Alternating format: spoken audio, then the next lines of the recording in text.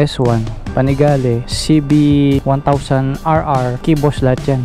Ang taas nung sapatos niya. Yun o.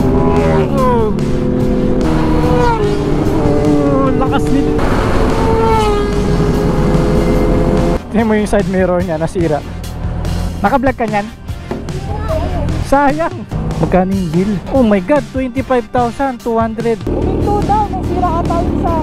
Tara, balik tayo. Para po pantay dito pag pinicturan, kita po lahat. Ayaw nga, nung galing. May bundok, may dagat, may nag-jet ski pa oh.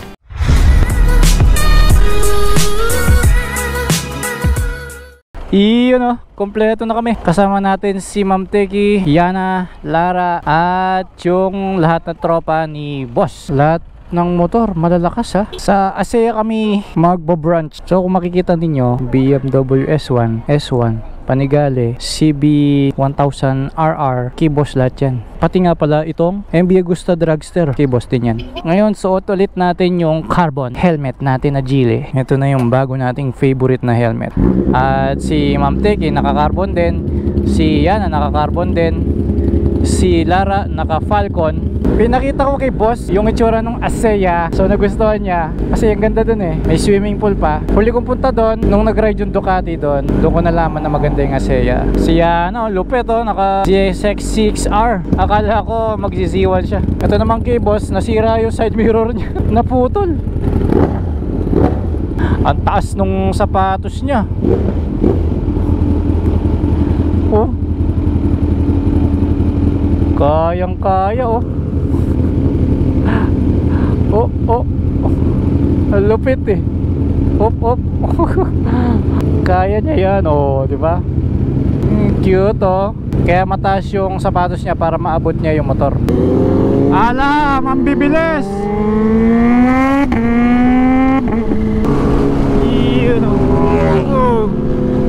So, open na SCTEX para sa Class 1 vehicle.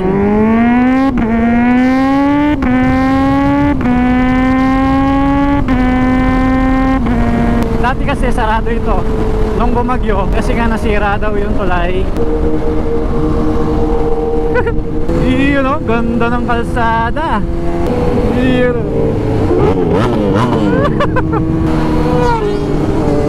Lakas niya. Siya na yun. Lupet mo.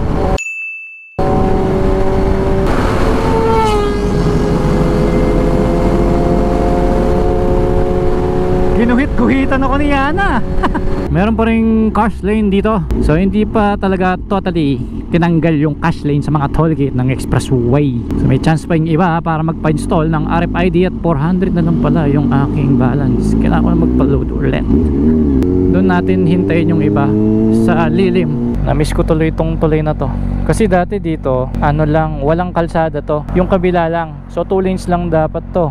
Tapos inopen ito. Ayun, naging way na papunta doon. Dito kami nagpicture-picture nun dahil lupa pa nun eh. Ganda talaga ng kalsada pa Subic. Usually, kapag nandito na, nagpapagas lahat ng riders. At dito rin yung hintayan. Kaya swerte itong total na to eh. Sa mga nagra-rides kagaya namin, syempre, lalo na pagka sports bike, mga big bike, 1000cc, mabilis maubos yung gas niyan eh, lalo na sa ganito kalayo. Kaya panalo tong pwesto ng total eh. Ito yung negosyo na mapapamana mo na sa mga apo mo dahil talagang stable ang kita dito. Tingnan mo yung side mirror niya, nasira. Kaya tinape na lang oh. Hindi nila matanggal kasi nga may wire, kasi mayroong signal light dito. Ayan oh. Naka-vlog ka niyan? Sayang. Hindi naka-vlog. Hindi nagba-vlog. Hindi, nasira ata eh. Ayaw niya? Hindi, nakuha na naman kita. Oh, hindi. 100 lang yun, di ba? Mga 100 lang yun, di ba? Ano pala, 80. 80 lang yun? So 60 lang pala yung takbo ko kanina. Kaya pala, sige. Naka third gear ka nun, no? Third gear lang. Third gear, second gear lang. Okay. Ayos. Good job. Yun, no? Libre gas. Libre gas. Yun, no? Tuloy-tuloy yung gas, oh. Lo, 10,000. 11,000. Ay, hindi pala. Ay, oo nga. Ito yung presyo, oh. 12,000. Grabe gastos kapag ka big bike talaga, no? Tuloy-tuloy lang ang gas, oh. Doon tayo, tuloy-tuloy na yung gas. Wala ang problem sa S1000 na adventure bike, mabigat. Unlike sa GS, mas magaan. Tsaka sa Ducati, 4-cylinder kasi ito guys eh. Although 4-cylinder din naman yung V4, yung Multistrada, pero iba yung pagkakakonstruct sa makina niya. Ang gagawin ko ngayon, mag-Google Map na. Lagay natin dito. Di ba ganun kalupit yung lock ko, no? Yung lapit, oh. 13 kilometers tapos puro blue yung daan. Ayaw mag-neutral. Yun yung mga ibang riders, oh. Sabado kasi kami lumabas, kaya araw ng pagra-ride. Si Lara, yung pagpo-pronounce sa pangalan niya, Lara, ganun dapat kasi dami niyang A eh. Ito, tipid yung pangalan to, Yana. Yana lang. Ito, Misteki naman. Oh, ito yung logo ni Misteki. Ayan, oh, gear and ito yung coffee shop siguro niya. Tapos ito yung channel niya. Ayan, Misteki. Ang likot ng ulo, ah. Oh, yun, oh. Ang asawa ni Misteki. Hello. Sila dahil singkit yung mga mata nila, magkakamukha sila kapag ka naka-helmet. Magkano yung bill? Oh my god, 25,200. Grabe, 38 liters, 63.76 yung unit price. Grabe, 25k. Sagot. Oh, naka-Google na ako. 13 kilometers lang. Oh, hindi, malapit lang. Kulay blue lahat yung daan eh. Bilis natin. Mabibitin si boss niyan sa ride. Grabe, nakapasyal na tayo. Nakalibre pa tayo ng gasolina, no? Nagpalit na ako ng battery para tuloy-tuloy yung recording ko ngayon. Grabe, no? Sarap nilang kasama mag-ride, libre. Ba, may naka-GS? Hindi, ano lang yun. Hindi namin kasama. Grabe, mga sports bike sila, oh. Bait ni boss, no? Lahat ng motor niya pinahiram. Tapos nilibre pa niyang gasolina, no? Lupet. Lupet.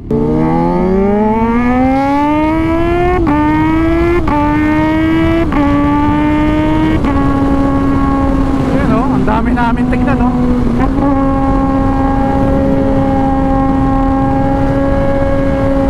Ay, ito na. Yung pinaka-exciting dito eh. Ito tunnel na to eh.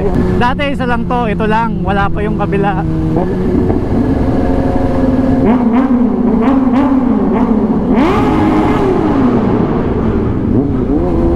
Sarap ng echo, di ba? Nako, dito pa naman maselan. Alam kaya nila yung stop and go dito. Nako, sana mag stop and go sila. Ay, may signage naman. Maraming nakaabang dyan. Huliin ka talaga. Ayan, oh, bait, oh. Pinadiretso na, oh. Thank you, sir. Kasi isang grupo kami. Salamat po. Pero kahit saan naman, dapat stop and go eh. So itong lugar na pinupuntahan namin, like ngayon, nandito na tayo sa loob ng Subic Clark. Kung gusto mo ng ride na relax lang, lalo't kung naka big bike ha, dahil pag big bike dadaan ka ng STX eh. So relax lang kasi pagka dito kayo pupunta, ganda ng lugar, nakaka-refresh yung mga halaman habang bumabiyahe ka. Medyo may pagka-boring lang siya kasi wala tayong masyadong makitang establishment dito, pero relaxation yung mas may bibigay niya sa'yo.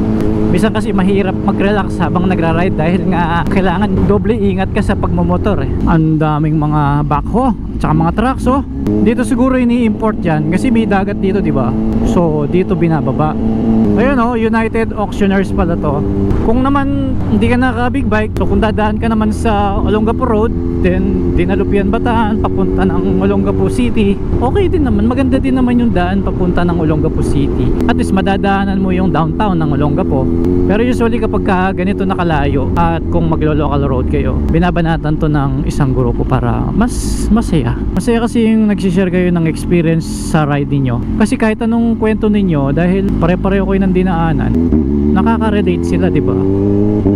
Alas 9 na rin ng umaga, dapat mainit-init na to eh, no? Pero dahil mapuno dito, okay naman. Tsaka walang masyadong pollution dahil hindi ganun kadami sasakyan eh. Kaya magandang sumasama sa mga ibang club ng riders. Marami tayong natutuklasang bagong lugar. Pag ikaw na lang mag-isa, may idea ka at ang sarap balikan. Tayin natin yung iba. Ayun na sila eh, nakasunod naman sila eh. Huminto daw, may sira ata yung isa. Tara, balik tayo. Nako, ano kaya sira nung isa?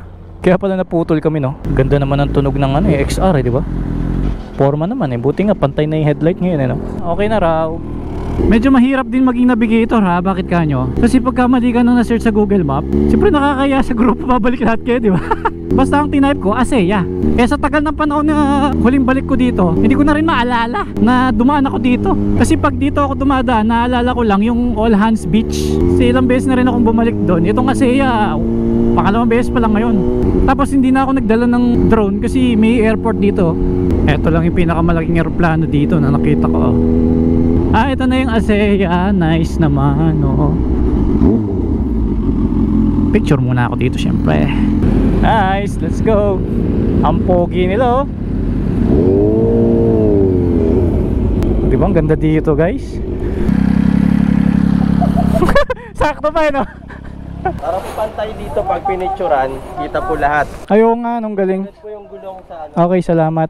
Usually talaga, sir, dito pinapark yung mga bikes. Kasi madami, no?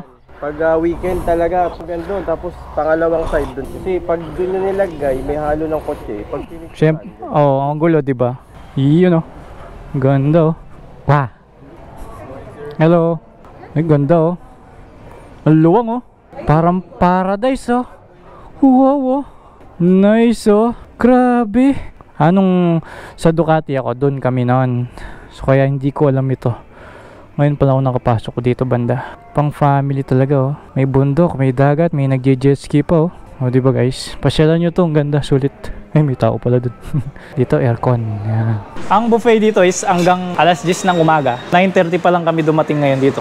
Pwede pa kaming makahabol. Yan ang maganda sa buffet, kahit ano pwede mong bitbitin. Ito naman yung mga pagkain nila. Parang naalala ko tuloy yung sa Malaysia ko. Anong may asa ni side up, sir? Okay. O yun, oh, meron to. Tapos dito, oh, mga sausage. Pwede kang magmami, oh. Pwede kang mag-request ng kung anong luto ng itlog, oh. Tapos dito, bread. Mala Japanese style na tinapay, oh. Mostly, parang buro. Siyempre, doon tayo sa green. Ito yung kinuha kong pagkain. Bread with peanut butter, bulalo soup, omelette, crispy bacon, tsaka mami. And dito naman sa content natin, lagi namang ganito. Basta pag-ride lamang. At gusto mo tindi, maghahanap ka ng kainan. Buti naman, na-experience natin yung iba't ibang restaurant dito, iba't ibang resort. Para sa mga nanonood, kahit di pa kayo nakakapunta, may idea na kayo. Kaya maganda rin nanonood ng mga vlogs. Kasi ito rin ay natutunan ko rin, no? Hindi ko naman talaga alam itong lugar na to. Kunti na pagkain mo, boss. Thank you, sir. Kaya ito napaka-importante, meron tayong inner sleeve, para hindi masunog yung arms natin kung nabitin pa sila. Alam mo na yung daan? Balik lang tayo, tapos dinalupian exit. Okay. Wala kasing kuryente sa Pulilan warehouse. Kaya bitin sila. Ayaw pa nilang umuwi, Di ba kami na eh? Bataan daw, eh.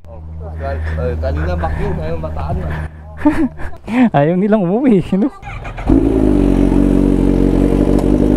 Ang bigat. Ang bigat talaga ng sisi, no? Dito sa likod ko yung view is dagat. Dito naman bundok tsaka airport. Init. Init yan. Naku, siya na.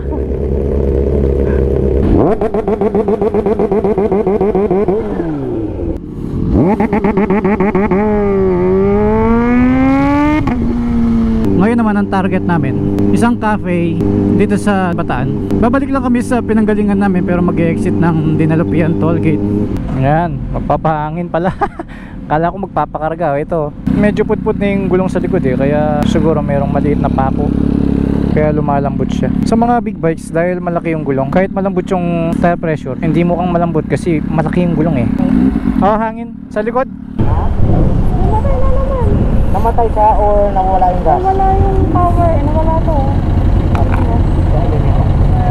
Ito talaga pang display ko, eh. Pang MP display. Namatay na naman.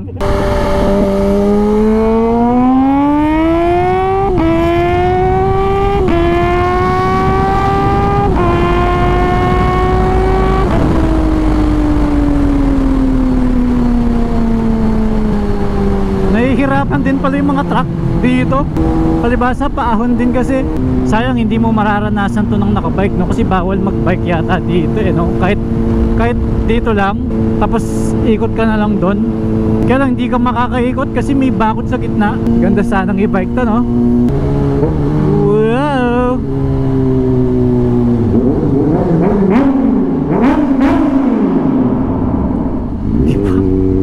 matandaan kung alin dito yung luma eh, no? Mukhang ito yung luma, yun ang bago. Pag nadadaan ka dito, mapapa-throwback ka eh, no? Iisipin mo kung may ginawa kang kalokohan sa Subic Bay.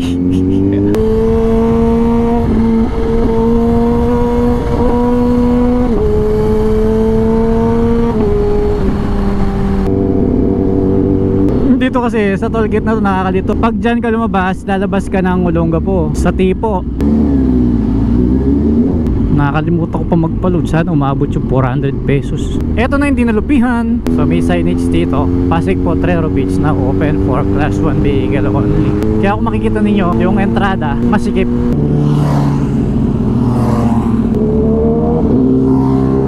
Tayo na natin sila, baka lumagpas eh. Ganyan sa ride, naghihintayan dapat. Mauna ka kung mauna ka, pero dapat marunong ka rin maghintay. Bakit ayaw nila ditong pumila? Bakit ayaw niyo pumila dito?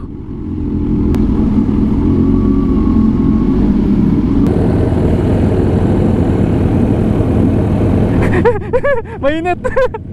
Uy, ayos ah. Galing ah. Pwede pala yan. Tingnan mo, magkawig sila. Pareho silang may salamin. Oh. Okay, tingnan mo silang dalawa. Oh, pareho. Okay na? Ah, okay. Eh, mainit na naman ang upuan ko. Hindi ko alam yung pupuntahan eh. So, si Mistake yung mauna. Nagpalit sila nung husband niya. Siya yung naka-XR ngayon. Tagalan siya dun sa tollgate ah. Yan, sundan natin si Mistake. Maporma naman yung BMW XR eh. Ang lapad pa ng gulong sa likod. Ganda ng tunog. Kung halimbawa, nabibitin ka pa sa lakas ng GS 1250, pero gusto mo talaga ng BMW na brand, eto XR, try mo. Although maganda naman yung tunog ng GS 1250, pero hindi siya kasing smooth ng XR. So at least may option ka. Panggaling nga ng BMW, dalawa yung adventure bike nila eh. Yung isa adventure touring, and ito naman is I think sports adventure yung tawag dito. Sa Ducati naman meron silang Multistrada, dalawang version. Kung gusto mo ng mas panghataw, Pikes Peak. Then kung gusto mo lang ng touring, P4S. Pang medyo off-roading din naman, yung Rally. Ako ngayon ayaw gumana ng busina ko, hindi ko alam kung bakit eh. Pag nababasa talaga siya, naglolo ko, siguro yung sakit lang. Sina boss, kaya gusto pa nilang mag-ride. Pagbalik nila ng warehouse, wala silang gagawin eh. Walang internet, walang aircon, walang mapaglibangan eh.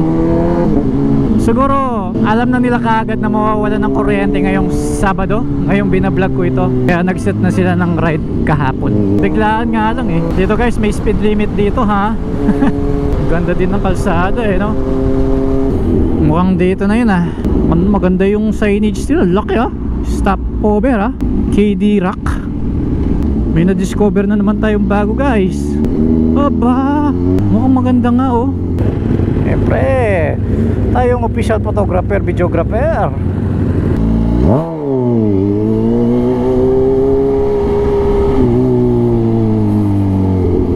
Oo, ang ganda oh. Lupit, ganda. Wow, ayos to ah. Oh, may trend pa oh. Ang ganda ng paligid oh. Sigurado pang rent to oh. Nice oh.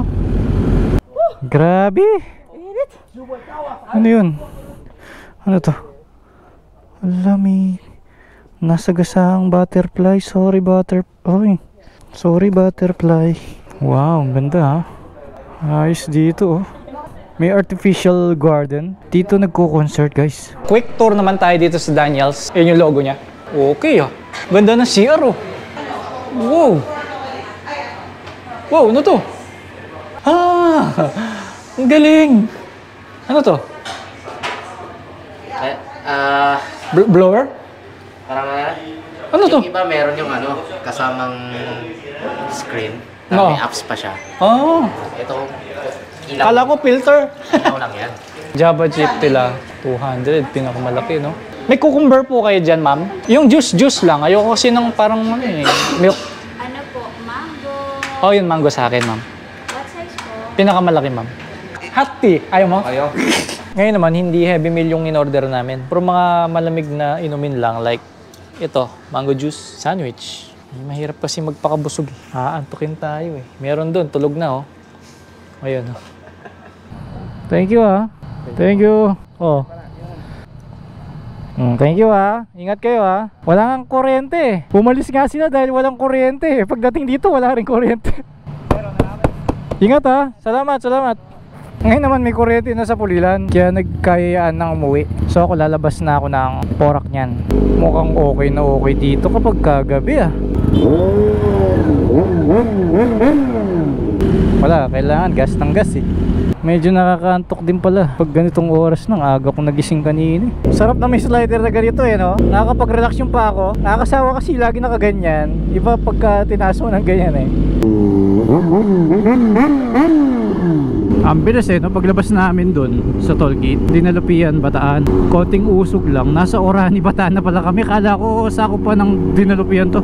Pag ako nainip, pabiyahin ko ulit yung Mount Samat gamit yung aking rider. Kasi masarap naman dumaan dito, lalo na sa Olongapo Road. Tapos pasigsag pa sa Mount Samat. Wala, nag-enjoy talaga ako doon sa motor ko na yun eh. Although hindi siya 100% super komportable, pero iba eh, ewan ko.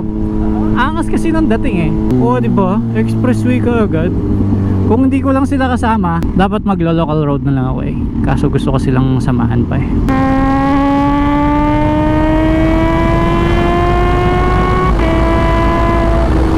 Lakas! Ayaw maubos ng 4th gear. Ito na yung pinakalas na hintayan. Maraming hindi nare-read na RFID sa kanila oh, kahit naka RFID sticker sila. Nauna pa yung nagka-cash lane no?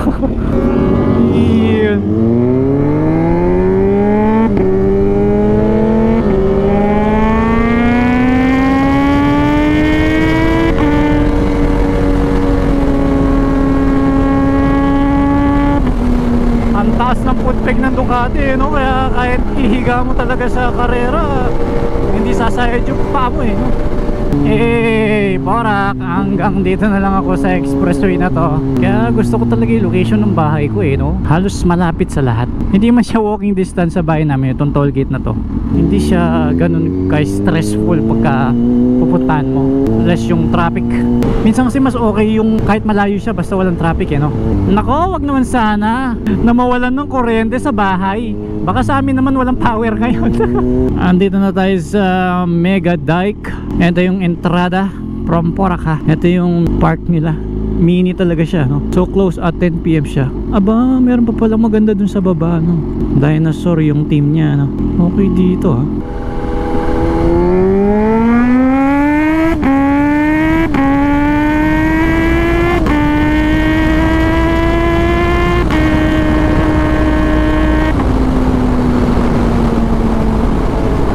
Ito na yung kanto namin na medyo nakakalito kasi ang daming kumukha dito eh.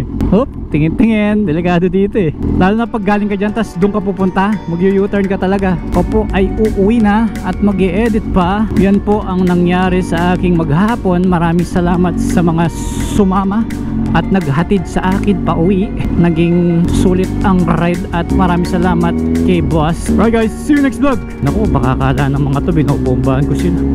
Saan ako bobomba? Doon tayo. Baka sabihin, mild bomba lang ha. Breathe for speed. Ano? Bomba daw, yun. May excuse tayo.